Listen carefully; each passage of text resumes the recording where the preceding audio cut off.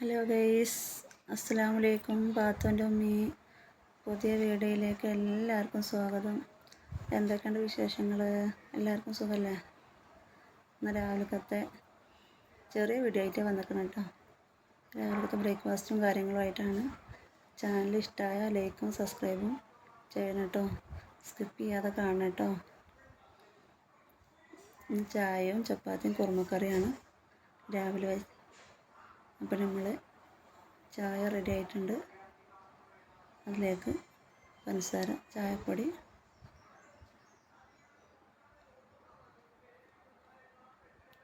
രാവിലെ തന്നെ ഒരു കട്ടൻ ചായ കുടിക്കണം. അതാണ് അതിൻ്റെ ഒരു ഉഷാറ്, പണിയെടുക്കാനൊക്കെ ഉള്ളൊരു ഉഷാറ് അതാണ്.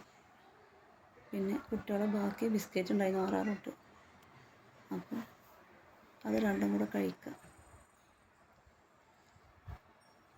രാവിലെ കട്ടൻ കുടിച്ച ഒരു ഉഷാറാണത്.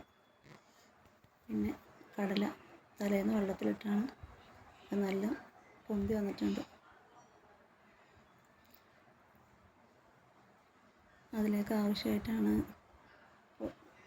വലിയ ഉള്ളി, തക്കാളി, കിഴങ്ങ്, പച്ചമുളക്, ക്യാരറ്റ്, ഇതൊക്കെയാണ് ഉള്ളതുകൊണ്ടൊരു കുറുമക്കറി ഉണ്ടാക്കുകയാണ്. ഇനി ഇതിൽ ആവശ്യമൊക്കെ ഉണ്ട്, ഇവിടെ അതുള്ളൂ. അപ്പോൾ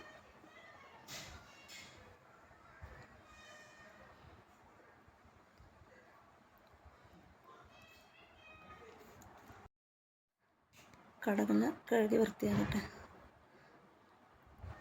ബാക്കിയുള്ള ക്യാരറ്റ്, തക്കാളി, ഉള്ളി ഒക്കെ കഴുകുക. മഞ്ഞൾപ്പൊടിയും ഉപ്പും വെള്ളവും മാത്രം ഒഴിച്ചാണ് ഇപ്പോൾ വയ്ക്കുക. പിന്നെ വെന്തതിന് ശേഷമാണ് തേങ്ങ, ജീരകം, വെളുത്തുള്ളി തേങ്ങയിലൂടെ അരച്ചെടുക്കുക ചെയ്യുക.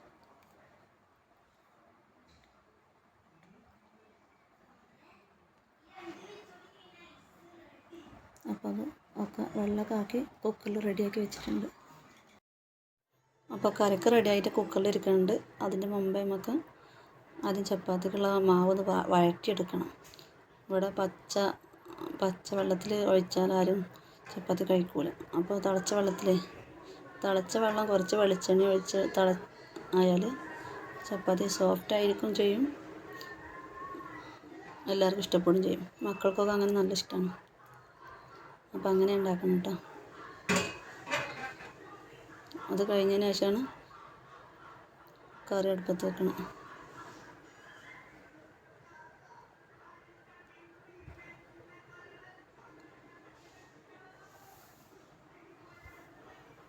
അപ്പോൾ കുഴച്ച് റെഡിയാക്കട്ടെ. അപ്പോൾ അതിന് മോൾ ഉണർന്നിട്ടുണ്ട്. അവളെ പിടിച്ചിരുത്തിയിട്ടുണ്ട്.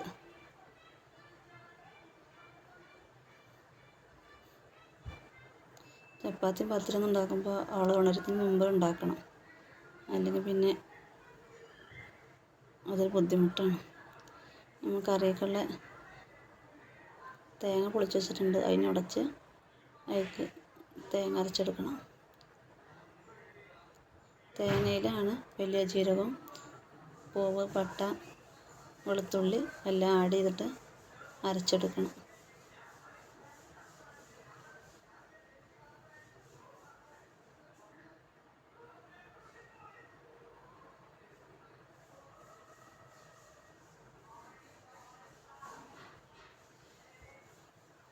കുരുമുളകും കൂടെ വേണം.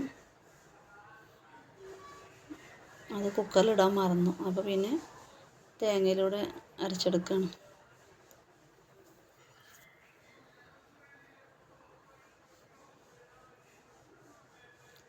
അപ്പോൾ കറി റെഡിയായി വന്നിട്ടുണ്ട്. ഉച്ചക്കുള്ള കൊപ്പങ്ങ വേവിച്ച് വെച്ചിട്ടുണ്ട് അപ്പുറത്തെ കുക്കറിൽ. അപ്പോൾ തേങ്ങ ഒഴിച്ച് ഇനി അതിൽ തൂമിക്കണം. ഒന്ന് ചെറിയ ഉള്ളി, കറിവേപ്പില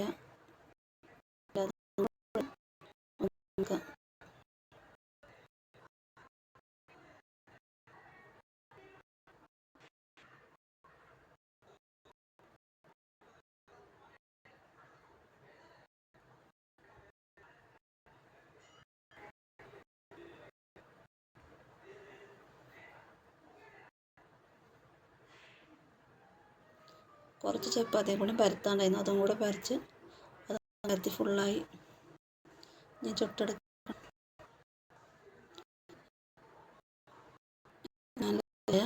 ലൈക്കും സപ്പോർട്ട് തരണേ.